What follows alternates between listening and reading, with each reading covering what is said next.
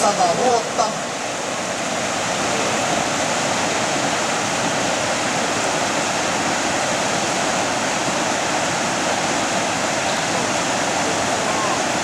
Poikamies.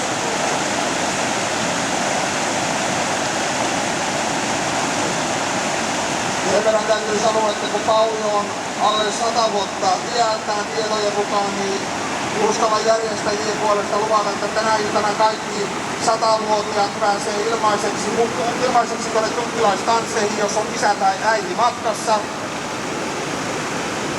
Se on kans varma semmonen koukku, ei kookin näin.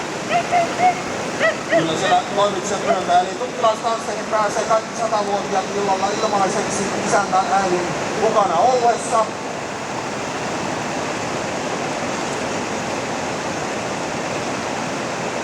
Pauli Ylitalo, hän on siis Pudasjärven mies ja Kontiotuotteen työntekijä. Hän teki oman suorituksensa koulupojasta lähtien harrastanut näitä tukkilaislajeja.